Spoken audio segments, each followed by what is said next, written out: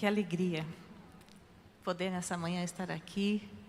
Agradeço, louvo a Deus pela vida das mulheres batistas do Brasil.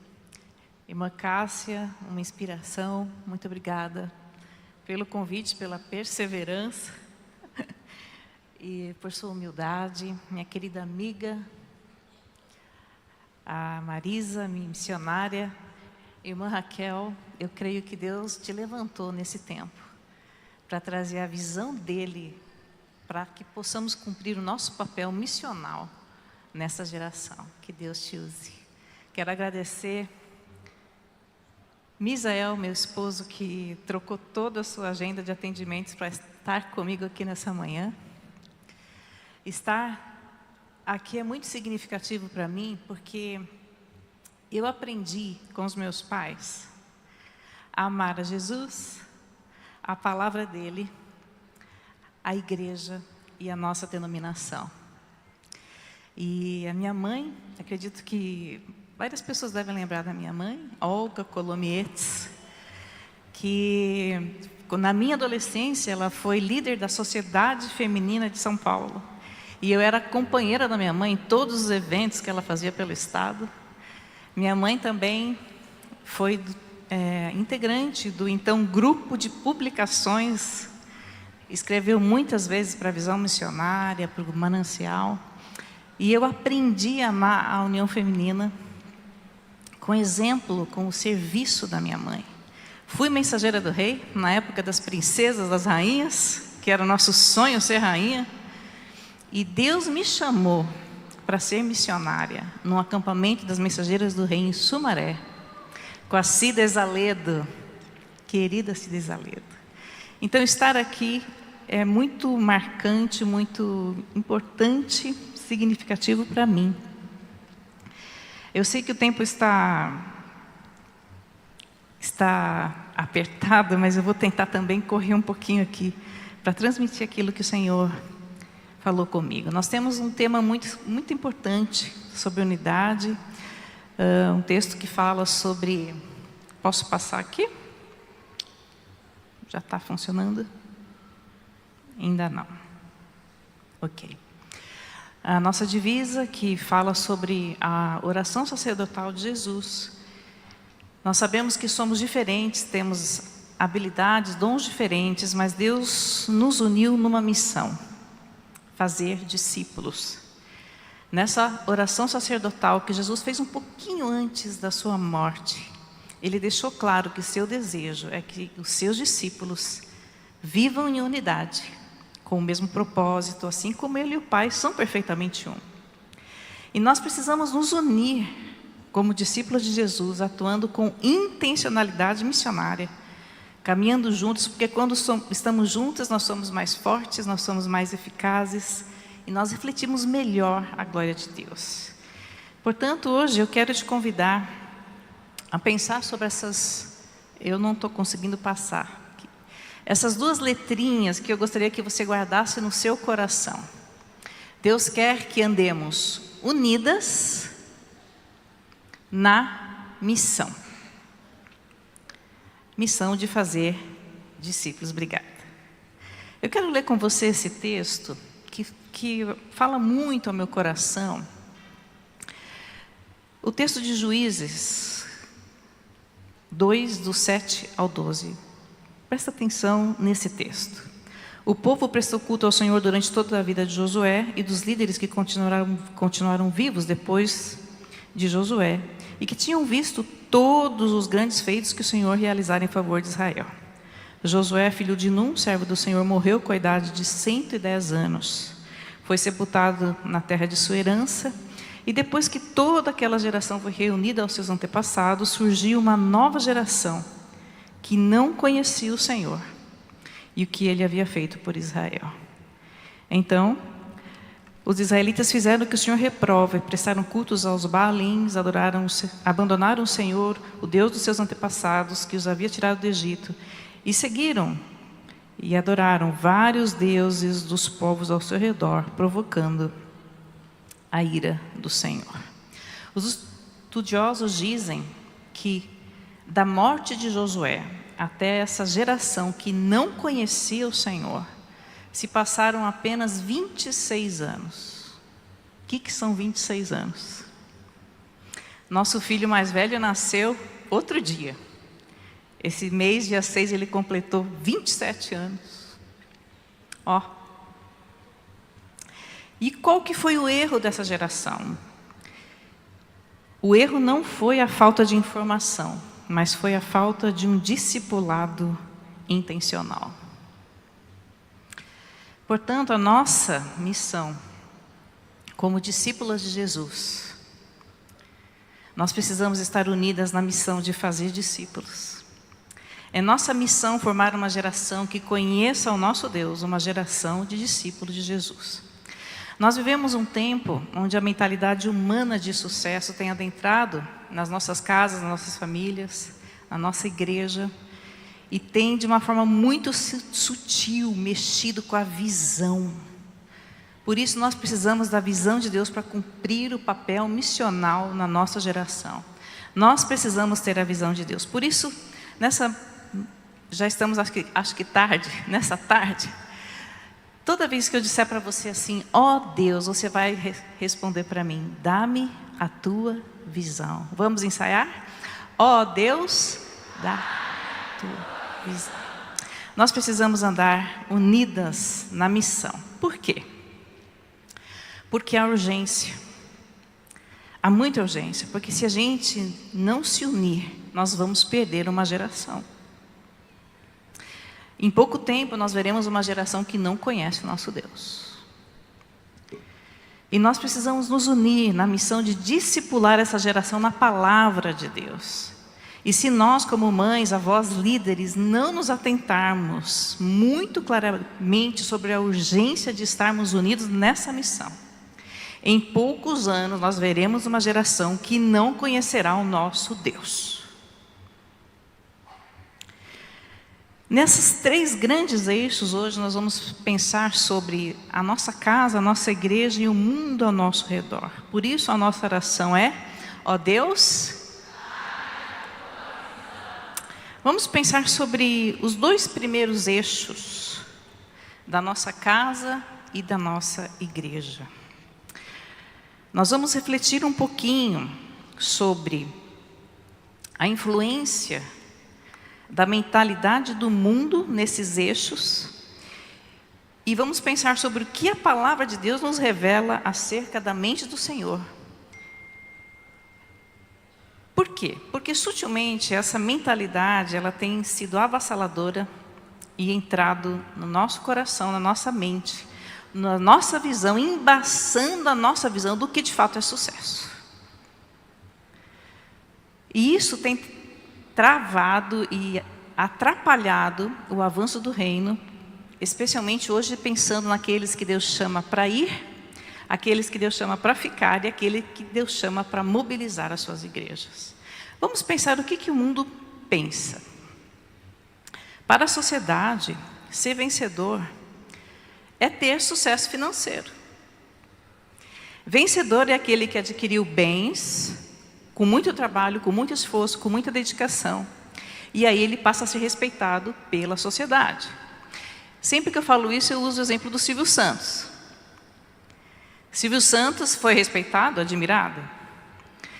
Não tenho nada contra, pelo contrário, eu cresci ouvindo lá, lá, lá, lá, né? Aqui é gostoso falar porque as pessoas vão me entender. Sabe aquela história no ouvido, sim, a criança falava não, dava um desespero? Vocês me entendem? Era uma bicicleta, ele estava trocando por um chiclete, essas coisas. A gente cresceu vendo isso. Mas o que de fato fez Silvio Santos fez ser alguém admirado pela sociedade? Foi ser um grande apresentador? Foi o carisma? Não. Foi que todo mundo sabe que ele era um camelô e se tornou um homem milionário. Porque para a sociedade, vencedor é alguém que tem sucesso financeiro. Mas nós mulheres, servas de Deus, sinceras e com desejo de amar, agradar ao Senhor, muitas vezes não vemos o mundo de fato com as lentes de Deus. E acabamos entrando nessa correria de ter, porque para o mundo, vencedor é quem tem. E o pior, nós transmitimos isso aos nossos filhos e não cumprimos a nossa missão como discípulos de Jesus, de formar uma geração que conhece de fato o nosso Deus. Importante ressaltar que não há nada errado em estudar, crescer profissionalmente ou trabalhar por uma vida melhor. O problema é depositar nessa suposta estabilidade toda a nossa confiança e segurança, e o mais preocupante é ensinar nossos filhos a fazerem o mesmo. O que acontece na cabeça daqueles que Deus chama para ir? E agora eu me refiro àqueles que são chamados para o ministério pastoral, para o campo missionário, que trabalham em tempo integral para o Senhor.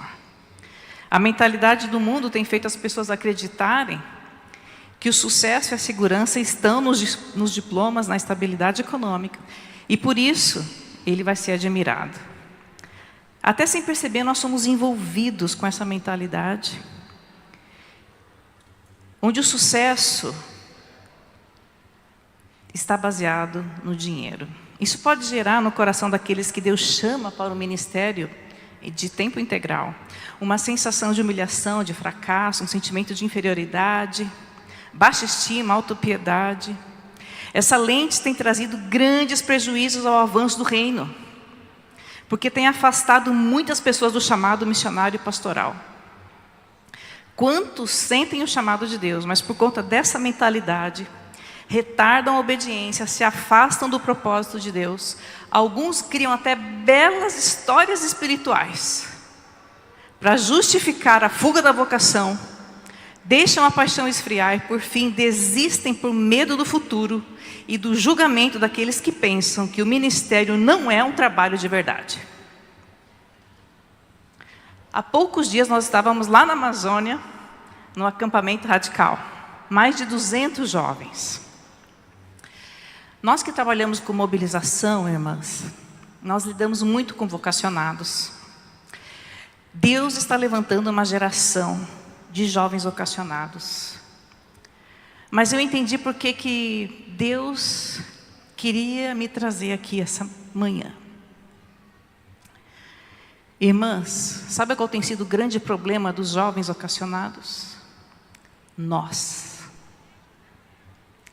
A minha geração de pais, de avós, que tem sido grande empecilho para as pessoas obedecerem o chamado de Deus. Quantos e quantos jovens são chamados para o campo missionário, mas os pais não querem que os filhos sejam pastores, sejam missionários. Nós não ouvimos mais orações de pais orando: Deus, que meu filho seja um pastor. Mães pedindo que eu consagre meu filho para ser um missionário. Nós não ouvimos mais orações assim. Quantas de nós, de fato, deseja que os filhos sejam pastores? Quantas de nós tem medo que os nossos filhos passem fome? Mas essa mentalidade também adentrou dentro das nossas igrejas. Aqueles que são chamados para ficar. Essa mentalidade de que vencedor é quem tem envolvido os que ficam, os que enviam. O orgulho é tão sorrateiro, e por terem a sensação de que são vencedores no padrão do mundo, se sentem superiores, melhores, mais capazes dos que vão, bons administradores, autossuficientes e capazes de ganhar dinheiro até sem Deus. E com isso ainda se sentem no direito de fiscalizar e controlar a vida dos obreiros. Irmãs, escrevendo sobre isso há um tempo, eu escrevi um livro sobre mobilização. Deus trouxe à minha mente uma experiência. Quando eu nasci, meu pai já era pastor. Então eu vivi a experiência de depender, meu pai, obreiro de tempo integral. E quando eu tinha meus 8, 9 anos,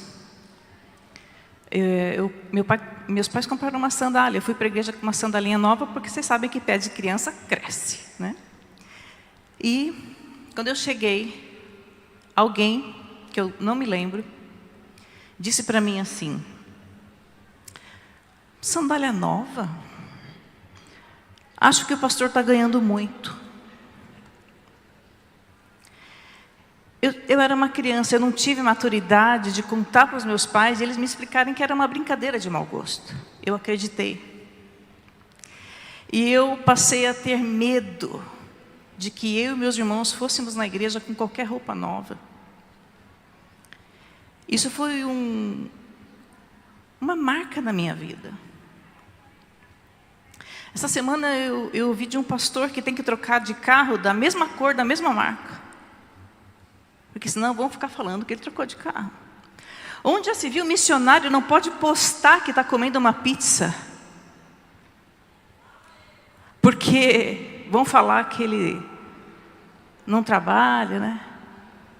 Vocês percebem como a mentalidade do mundo está entrando dentro das nossas igrejas? Mas eu não poderia deixar de falar também sobre aqueles que mobilizam. Que normalmente é onde eu falo mais. Que é o ministério que Deus nos deu. Essa mentalidade tem entrado no coração daqueles que Deus chama para mobilizar, aqueles que amam missões, que amam as campanhas missionárias, que amam levantar recursos. E eu não poderia deixar de falar isso aqui, porque nós mulheres somos a grande força missionária nas nossas igrejas.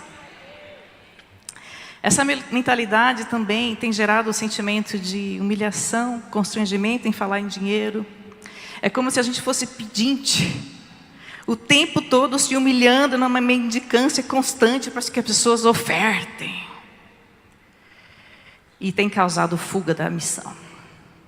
Onde está a raiz do problema? É a mentalidade humana, que leva o tempo todo aquela tentativa do ego ficar inflado.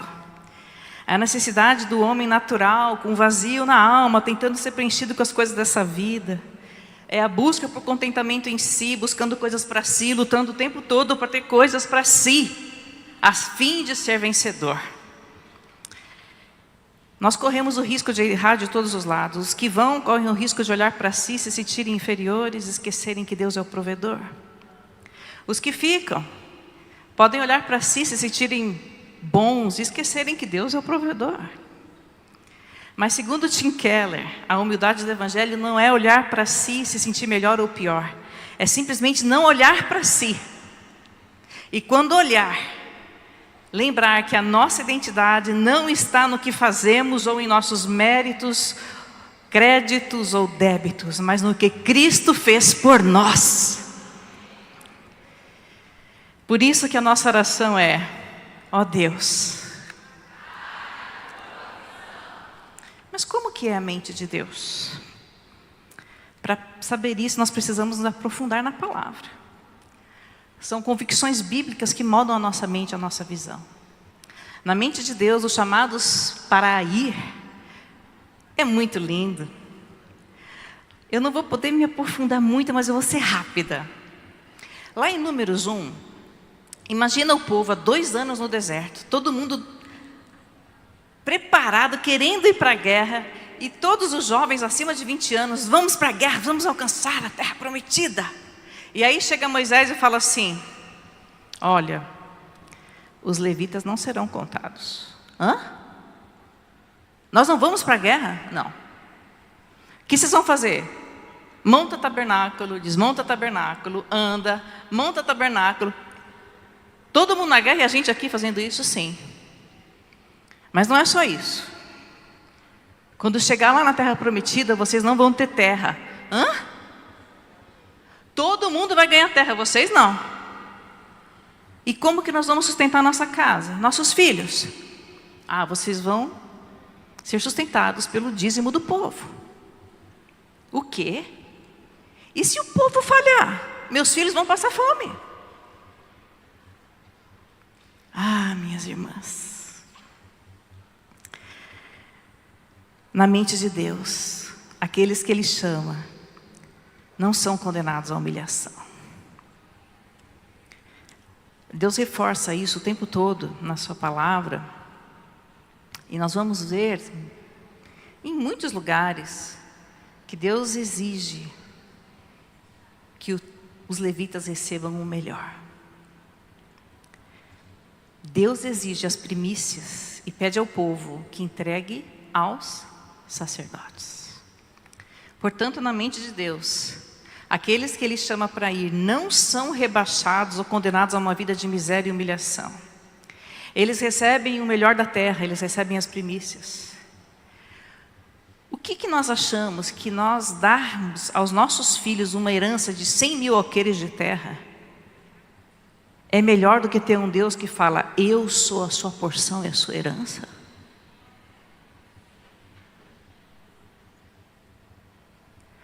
O plano de Deus é que seus servos recebam o melhor.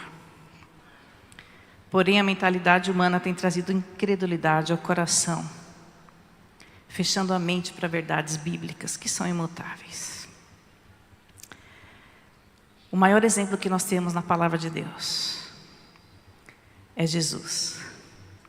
O Rei da Glória, o Rei dos Reis, dono de toda a prata, de todo o ouro, Criador dos céus e da terra, renunciou à sua glória e escolheu depender financeiramente de pobres e miseráveis mortais e ainda mulheres, como Susana, como Joana. Jesus foi o maior exemplo para o princípio que Paulo escreveu em 1 Coríntios 9,14. Aqueles que pregam o Evangelho, que vivam do Evangelho. Minhas irmãs, a segurança dos nossos filhos está no Senhor. O Senhor é a porção e a herança. E eu falo isso a todos os irmãs que estão aqui, esposas de pastores, missionários. Aquelas mães de missionários, de pastores. O seu emprego é o emprego mais seguro do mundo. Por isso que nós pedimos, ó Deus, mas também aqueles que Deus chama para ficar. Eu acho muito interessante que Deus manda dar as primícias. É fácil dar as primícias? Não, também não era fácil para o povo. Mas hoje ainda é mais complicado no mundo onde tudo gira em torno de realização, tudo gira em torno de bem-estar. Mas na mente de Deus, Ele exige o melhor. Eu acho lindo esse texto. Você não precisa, a gente não vai ler inteiro agora, mas resumindo, Deus está dizendo assim, olha, cuidado, para não se esquecer, depois de terem comido, ficado satisfeitos, construírem boas casas, cuidado para o coração de vocês não ficar orgulhoso e vocês se esquecerem do Senhor. Foi Ele que conduziu vocês no deserto. E aí ele diz, não digam em seu coração, a minha capacidade e a força das minhas mãos ajuntaram para mim toda essa riqueza. Mas lembre-se do Senhor, do seu Deus, pois é Ele quem dá a capacidade de produzir riqueza, confirmando a aliança que jurou aos seus antepassados. Era Deus que fazia o animal nascer, crescer, procriar. Era Deus que mandava a chuva, era Deus que mandava o sol, fazia a plantação produzir, as colheitas serem abundantes. Era Deus que dava saúde e vigor para o povo trabalhar. Tudo sempre veio de Deus. Portanto, na mente de Deus, a mesma dependência que os levitas tinham dele para a provisão, o povo também tinha. Da mesma forma que os que vão dependem do sustento do Senhor, os que ficam também dependem completamente do sustento do Senhor. Quem de nós pode bater no peito e dizer, eu sou dono da minha vida, da minha saúde, do meu marido, da minha casa e dos meus filhos? Quem? Mas na mente de Deus, os que ficam também dependem completamente do Senhor. E entregam as primícias apenas como demonstração da consciência de que toda a provisão vem dEle. Tudo é entregue para Ele, não para as pessoas. com regularidade, com constância. Mas a mentalidade humana tem gerado uma falsa ilusão de que os que ficam não dependem financeiramente do Senhor. E ainda se sentem no direito de controlar os que vão. Nós nunca podemos esquecer que a segurança dos que ficam também está no Senhor. Minhas irmãs, nós precisamos preparar os nossos filhos e a nova geração, não para serem vencedores aos olhos do mundo, mas para honrarem e glorificarem a Deus com a vida, com seus bens, seja no ministério pastoral os que vão, ou atuando como bons médicos, juízes, professores os que ficam, mas todos vivendo como padrão de excelência em um mundo corrompido. Nós precisamos ensinar essa geração que qualquer que seja a profissão que Deus lhes conceda, ela existe para a glória de Deus e para proclamar o seu reino aqui na terra. É por isso que a nossa oração é: ó Deus. E os que mobilizam? Eu não vou me aprofundar nisso, que normalmente é o que eu mais gosto de falar. Mas eu quero dizer às irmãs que as convicções bíblicas moldam a nossa visão. A nossa missão é formar uma geração com a mente de Cristo em um mundo onde o sucesso é vinculado ao valor bancário das pessoas. Mobilizar, levantar recursos para a obra missionária não é apenas mudar valor de um banco para o outro, mas é uma mudança de mentalidade do humano para o eterno. Nós precisamos ensinar dentro da nossa casa, nas nossas igrejas, nesses dois grandes eixos, sobre o cuidado de Deus para com aqueles que Ele chama para servir em tempo integral, indo contra a mentalidade que bombardeia a nossa geração. Quantos missionários nós temos nas nossas igrejas? É nossa missão transmitir a mente de Deus a essa geração. Também precisamos transmitir a mentalidade de Deus aos que ficam.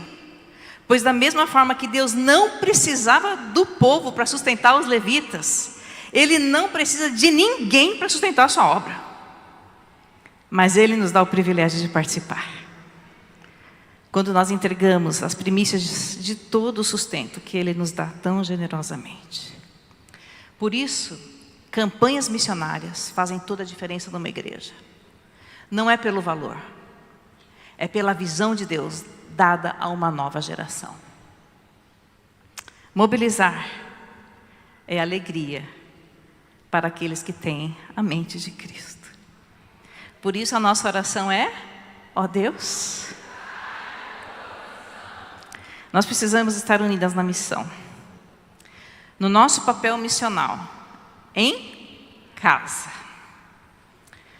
Como estou influenciando meus filhos, meus netos? Eu tenho transmitido a eles a visão de Deus ou estou com a minha visão embaçada com a mentalidade de sucesso do mundo? Eu tenho duvidado do cuidado de Deus, da provisão do Senhor? Eu tenho ensinado que o lugar mais seguro para se estar é no centro da vontade de Deus? Ou eu tenho me deixado envolver pela falsa segurança financeira do mundo? Eu tenho sido empecilho para que os meus filhos obedeçam ao chamado de Deus? Como discípulo de Jesus, nós precisamos cumprir em unidade com a visão de Deus o nosso papel missional em nossa igreja. Deus quer nos usar. Eu tenho sido instrumento de Deus para que minha igreja se envolva com a obra missionária? Eu tenho exercido o meu papel missional, influenciando, despertando, incentivando a nova geração a obedecer o chamado de Deus? Quantos missionários e pastores Deus já está levantando entre as crianças, adolescentes e jovens na nossa igreja? Eu tenho transmitido a visão de Deus e vivido o papel missional diante deles? Ó Deus. Mas falta um eixo, não é? Deus quer nos usar para cumprir em unidade com a visão de Deus o nosso papel missional no nosso mundo ao redor. Irmãs, é impressionante como Jesus amava, observava os aflitos. Jesus viu a viúva que chorava, a mulher encurvada, o paralítico deitado há anos à beira do tanque, o leproso rejeitado por todos. Viu as lágrimas de Maria, notou Zaqueu em cima da árvore. Jesus enxergou o coração ferido por trás de cada rosto. Jesus via pessoas, não problemas. E ele observava a aflição e levava a compaixão. Agora em dezembro eu passei por uma cirurgia de retirada de uma das paratireoides. E nesse tempo tive que fazer vários exames. Só que numa dessas idas de carro sozinha para eu fazer alguns exames, eu preparando para falar aqui o que Deus, tentando entender o que Deus queria de mim, de repente começou a tocar no meu carro a música Trabalhadores, Daniel Souza. Irmãs, Deus me sacudiu numa frase naquele carro. Aquela frase que diz: somos teus olhos à procura dos aflitos. Ah, mas eu chorei. Falei, Pai, me perdoa. Porque será que os meus olhos de fato estão à procura dos aflitos? Será que a gente não fica procurando os aflitos virem, em vez da gente de fato estar procurando os aflitos? E ali eu me arrependi diante do Senhor, eu chorei. E eu falei, Pai, eu quero te pedir que hoje o Senhor me leve até os aflitos. E aí eu cheguei no consultório e eu ficava, cadê os aflitos? Cadê os aflitos? O tempo todo procurando aflitos. E eu estava fazendo uma cintilografia, que são várias etapas, várias horas de exame. E de repente eu estava numa sala assim com mais de 10 pessoas. E eu observei uma senhora. E o Senhor falou comigo, olha a aflição dessa mulher. E eu comecei a orar, Pai, me dá oportunidade, me dá oportunidade. E aquela mulher, parecia que eu só via aquela mulher ali. E tinha uma senhora do meu lado, muito falante, com uma imagem daqui, aqui assim, ó, na roupa. Falando. E eu falei, Pai, me dá oportunidade, me dá oportunidade. Aí a senhora que eu estava observando, a aflita, começou a falar do cigarro, que ela fuma, papapá. E aí essa que estava do meu lado falou assim, é melhor você parar, porque depois que vai para o buraco, acabou. Falei, não acabou. É agora. Comecei a falar de Jesus, essa mulher ficou me atrapalhando, essa do meu lado aqui, falava, queria me interromper, e eu fui falando de Jesus, eu fui falando, ela foi ficando sem saber o que falar, falou assim, você é pastora? Assim, não, eu sou uma serva de Jesus que vem aqui falar para vocês que há esperança na aflição. E aí eu comecei a evangelizar para aquelas 10 pessoas na sala. Eu parecia uma pastora mesmo. E aí eu fui pegar folheto, quando eu abro a minha bolsa, eu não tinha folheto para todos. Estavam acabando meus folhetos. E me chamaram. Tive que ir. Quando eu voltei, tinha disperso todo mundo. E eu com o rosto daquela mulher. Falei, Pai, tem misericórdia. Ela me olhava, gente, com um desejo de ouvir o que eu estava falando. Não vi mais aquela mulher. Fui embora, entrei no meu carro. Quando eu olho, irmãs, ela tinha saído para fumar sozinha ali no cantinho. Falei, agora, peguei meu folheto, corri lá. E pude compartilhar o amor de Deus com aquela mulher. Passado alguns dias, eu estou terminando. Passado alguns dias, eu fui fazer outro exame, estacionei o meu carro e comecei a orar o tempo todo orando, Pai, me leva até os aflitos, eu quero enxergar os aflitos, eu quero enxergar os aflitos. E eu subi andando e na esquina vinha vindo uma senhora. Nós nos encontramos. Eu só olhei para ela e falei assim, bom dia. Ela olhou para mim, deu um sorriso e falou, bom dia. E continuamos andando. Ela falou em voz alta e eu estava do lado dela, eu ouvi. Quem me vê sorrindo pensa que eu estou feliz.